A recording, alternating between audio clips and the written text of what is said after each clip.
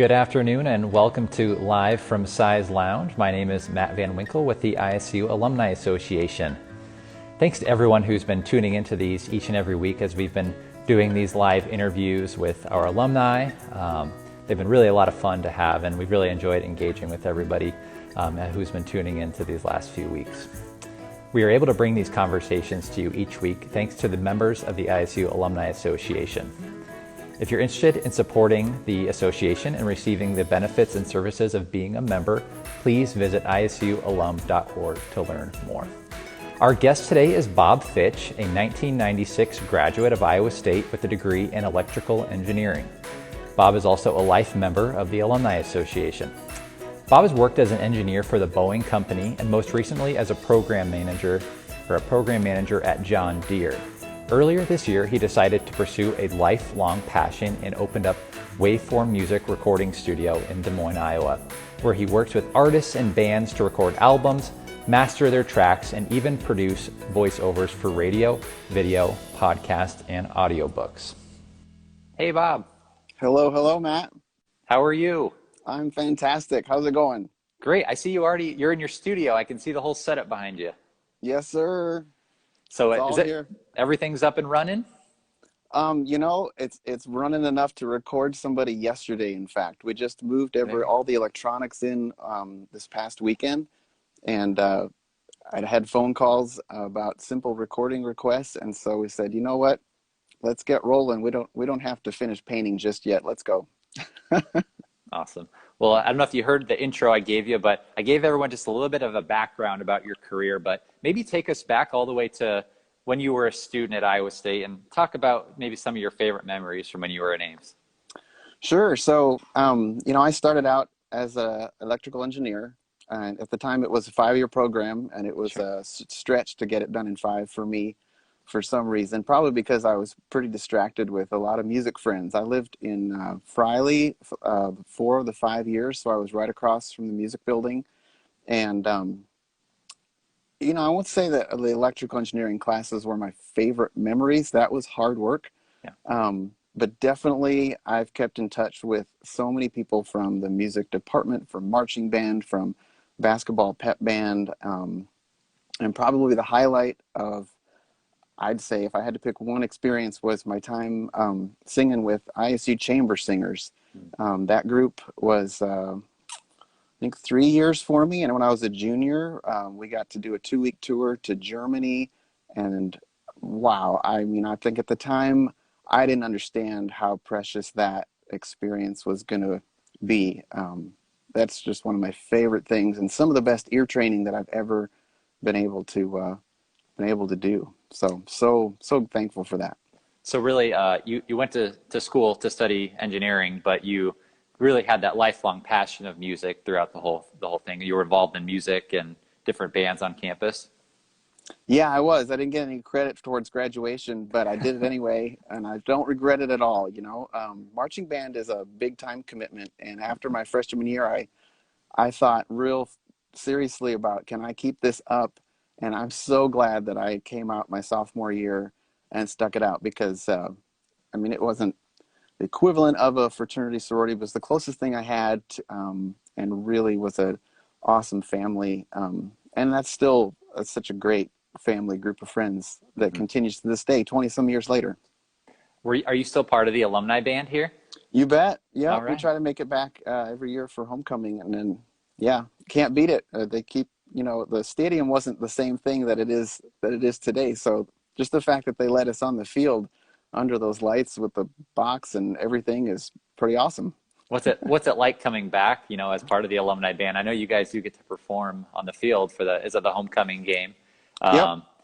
What is it like to come back and kind of play at Jack Trice now? It must look a little bit different than it did in 1996. Oh, absolutely. It's fantastic. Yeah, it's so cool to be down on the field, right? Yeah. That's a rare experience unless you're an athlete or got a press pass. You can't beat it. Plus, 20 years ago, we actually tried to march quite a bit, sometimes to all 3 songs that we would prepare. And these days, they take it easy on us, and they just let us maybe march 1 song, and we do a lot of integration with the varsity band, but mostly play and just have fun down on the field in the middle of the game.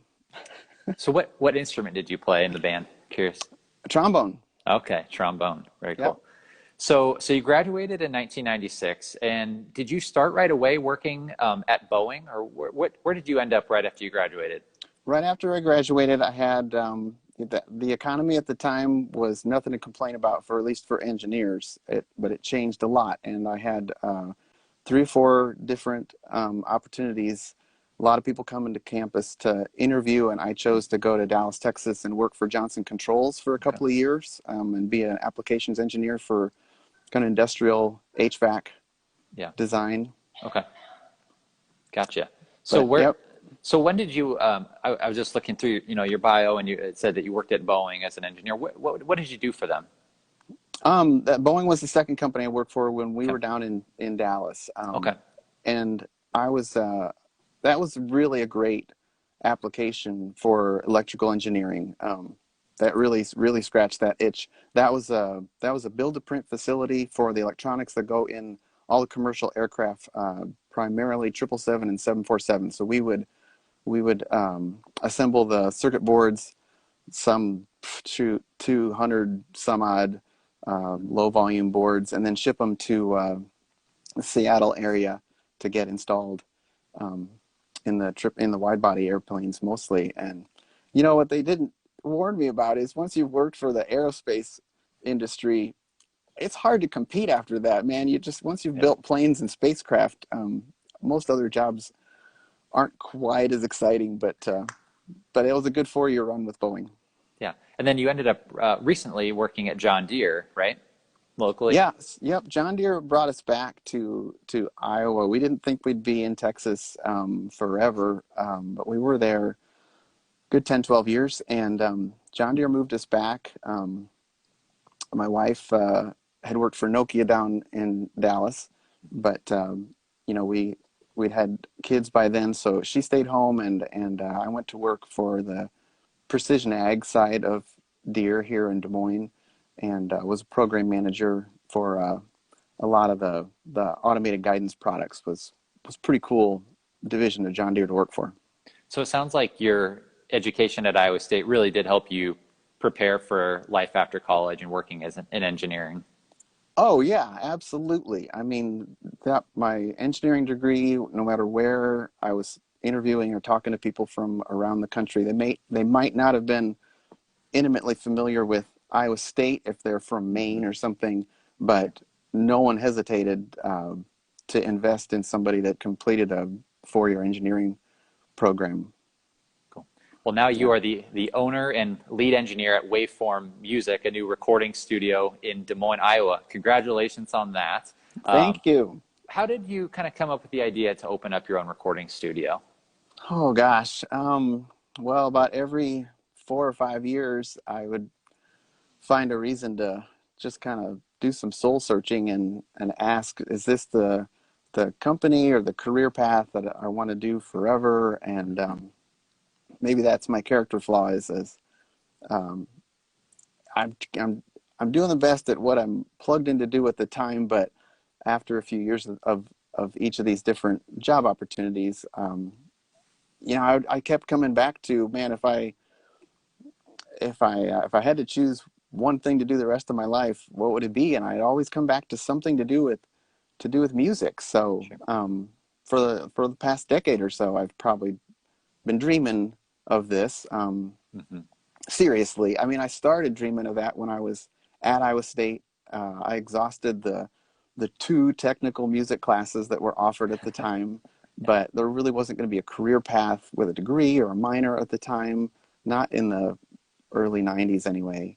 Um, so yeah, some different life things happened with my family that maybe 5 years ago or so really made me think, seriously, is this how I'm going to put out the next 20 years, the Hmm. last half of my career? And I decided, no, I'm not getting younger. Let's figure out what the market is like in Des Moines, Iowa, to help people produce music. And the more I looked into it, I felt like there was a really huge need.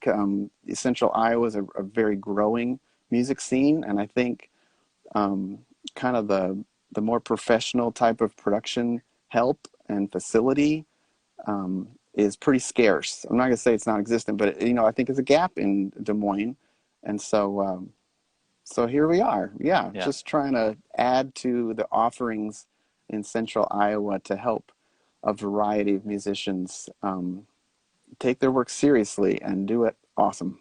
Well, I think you got to think that's everyone's dream, really, is to take their degree or what they studied in school and then combine that with a passion, right? Something that you're really passionate about doing. So that's really kind of what you've done with engineering and music, right? Absolutely, because the production side of this leverages everything I've learned in engineering, right? Because what makes a professional, one of the things that, well, I'd say make a professional house like this operate well is reliability of tools and equipment. And it's so Right. electronics based, it's prone to break when you need it most. Yeah. And so, yeah, I think that engineering background helps me both integrate these systems to accommodate a variety of people and fix them when they break, hopefully quick.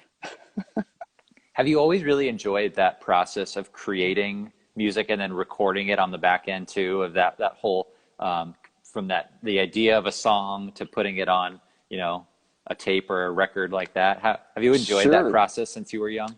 Yeah, the thing that I think I've always had in me is this desire to kind of pick apart the details of different types of music.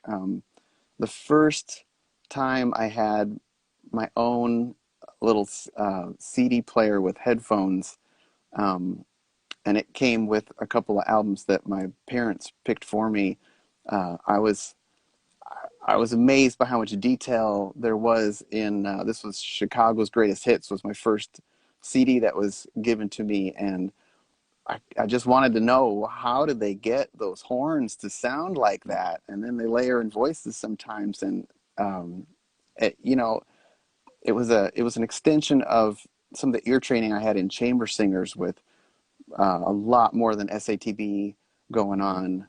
Um, and so, yeah, I guess that's the origin of that kind of growth path. That's the piece of it that I've always really loved is listening critically to music Yeah. with a nice pair of headphones, typically. Yeah. Well, you mentioned the need really for something like this, a recording studio in central Iowa. And so we got a question that came in that kind of asks that question as well. Why do you enjoy supporting local music and local musicians? Why is that so important to you and to Iowa? Yeah, in a nutshell, a good question. I like helping people, right? I understand and I get the desire to push buttons and work equipment, but it's pretty boring when you're the only one in the room forever just pushing buttons. Um, Yeah. the best part is helping people, um, and helping them sound. Typically, when you take this seriously, they end up sounding better than they've ever heard themselves, and that's a really exciting, you know, expression to see on their face. Yeah.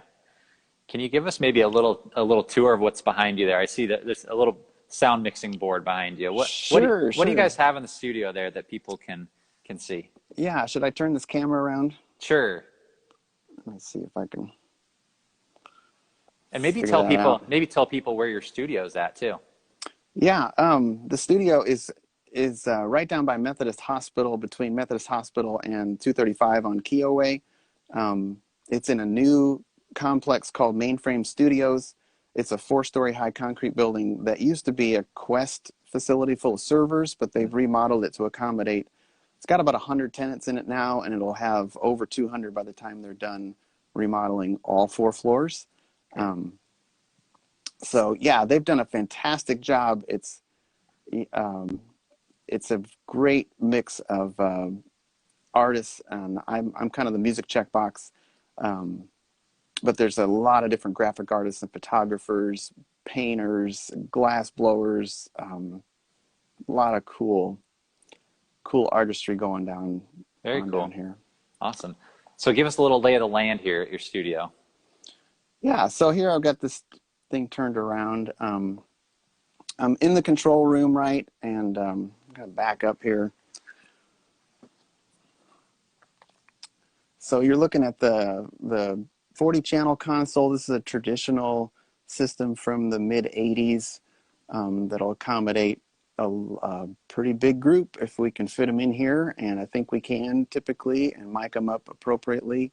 And the speakers you see behind you are these are traditional flush mounted into the wall. This wall and the whole room was designed to be a pristine listening environment, so it really lends itself to both tracking, mixing, and especially mastering. I've gotten used to listening to these speakers in my basement, where they're not really designed to sit because they're on stands and they're just like huge, big wooden boxes that take up space in your living room. But they still sounded pretty good. And when we got things running this weekend for the first time in this room, the amount of information that you get sitting in the center of the sweet spot is so much. It's a little overwhelming, but you can hear everything going on. Yep.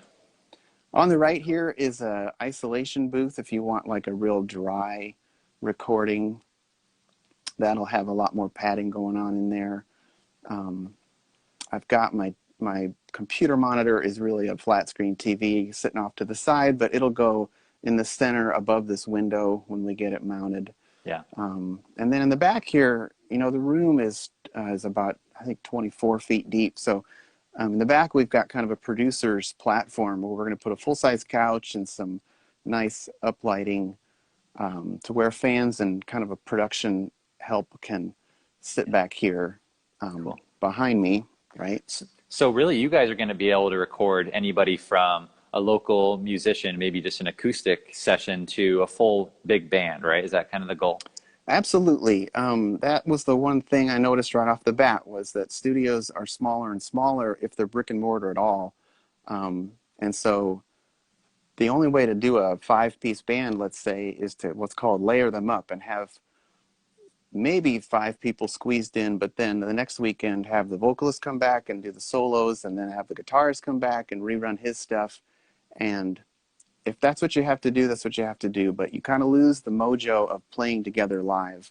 So if you could track everybody together at the same time on the same day, there's just a sonic advantage to that that's really hard to do artificially. Sure. Well, let's go around the horn here to the live room and show you what that's about. So I'd imagine, owning a recording studio, you probably have to know quite a bit about every single instrument. Are you kind of well versed on guitar and drums and everything? Yeah. So that's a great question. I think when you put on a producer's hat, you have to be able to integrate all these things. You don't have to be able to play them well. Yeah. I'd say, a band teacher has to be able to play them all decently. I don't have to play everything so much as I need to know how to put people and instruments together in a non-biased way. So I think me listening critically to the different music genres I've had over the years helps me do exactly that in a way that doesn't always feature the vocalist or always feature the guitarist, because I'm a guitar player, How do you hope that this space is able to, you're able to reach out to the community and serve the community with this space? Are you going to maybe work with some high school bands or anybody, bring people in just to see the whole process of that? How do you hope to engage with the community with this place?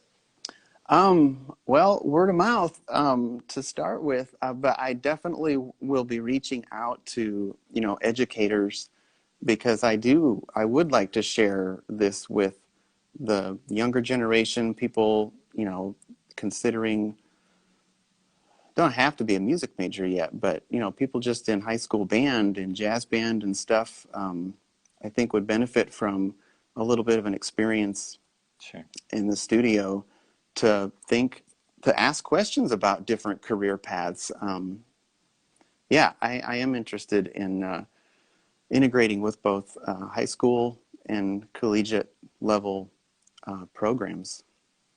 What was the What was a challenging part about creating this space? And I know you've been working on this project for a long time. What was maybe the most difficult or challenging part of getting a recording studio put together? You can flip your camera back around if you want.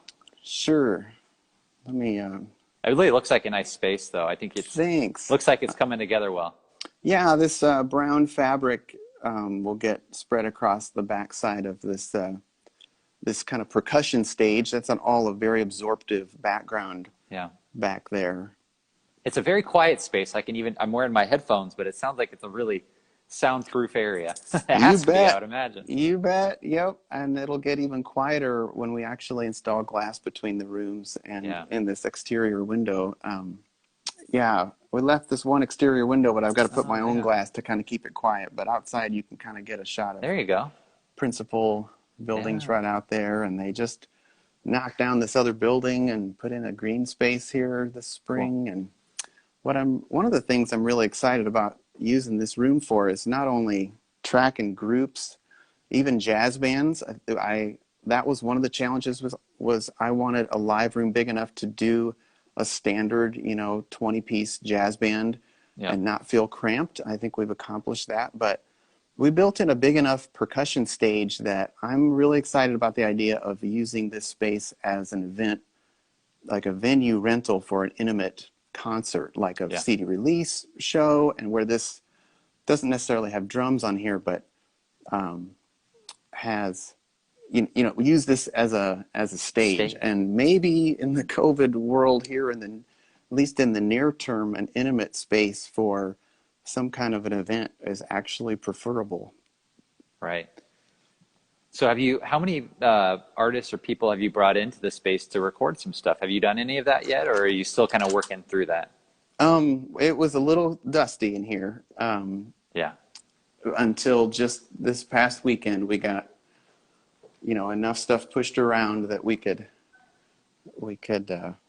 entertain somebody coming in, and just I'm telling you, the instant that we felt like, yeah, I could entertain a request, we got a call. And so Nice. there was a vocalist and piano player in here just yesterday doing a bit of a theme song Nice. for their group, and it went awesome. They were prepared. They knew what they wanted to sing through. They were done in 45 minutes, and I'm going to wrap that song up for them this afternoon. Very cool. Well, I think you hear a lot of times artists that are locally, they maybe are traveling to Minnesota or other states to record their album, and now they have this option to come to you directly in Iowa to do that. That's pretty cool. Absolutely. Yep. It's neat to go to Nashville. It's also stressful and expensive to live in a hotel and try to crank through your favorite 4 or 10 songs in 3 days while the clock's ticking. Yeah. So you're really trying to offer maybe a more affordable way for people to record a really high quality album or track locally here instead of having to travel somewhere else, right? Absolutely. Yep. Yep. Absolutely. Cool. Well, on top of being an Iowa State alumni, you are also a life member of the Alumni Association, Bob. So thank you for that. What does being a member mean to you? Yeah, we decided to do that early on when we were living in Texas. It was just a kind of a no-brainer way to be committed to the university that my wife and I both got our bachelor's degrees from. And that's important to us. As time has gone by, we appreciate our degrees and the work we put into it, and Iowa State's part in that, in our career paths. And yeah, it's just an invaluable investment we made back then. I know there's quite a few alumni that are living in the Dallas, Fort Worth, Texas area. So were you able to connect with other Cyclones down there at some point for game watches or anything like that? Oh yeah, yep, we did. Yep, we sure did. Nice. That was so fun. Very cool. Well, I know you also are a donor to the Cardinal and Gold Gala that we host every year. That gives money to first generation college students, gives them scholarships here on campus. Why did you decide to get involved with the Cardinal and Gold Gala this past year? I was really attracted to the idea of helping first year students. Yeah. you know, if I look back at the different choices I've made, investments we've made in, especially in our time, but also money, that investment in completing a 4-year degree has been instrumental in, you know, so many different, not just career choices, but career options. And so my wife and I, we think that's really neat to be able to contribute in some way to helping kids get started, especially those that have boundaries to get going. Yeah. And so yeah, that's a meaningful investment to us. Very cool. Well, lastly, Bob, as we just wrap up, what do you want people to know about Waveform Music Studio, music recording studio, and where can they find you at? And just give us a little bit of information. Sure. So yeah, the name of the studio is Waveform Music, and it's waveformmusic.com on the internet, or Waveform DSM on Instagram or Twitter or Facebook. Um, Matt, you are the first videographer in this space, being as how we just moved equipment in this past weekend. I don't even have pictures of the equipment and the piano on my internet, my website yet. But We got an exclusive look, right? you did. I saved it for you, Matt. I And so appreciate it. I'll be putting, updated photos on Yeah, the website, and just word of mouth, I think, is the best way to advertise, as probably on social media, that we are taking clients now, even though we're not done with paint and flooring. That's okay. and I would assume you're practicing the social distancing as you can. People are in the other room, so you don't have to worry about that, right?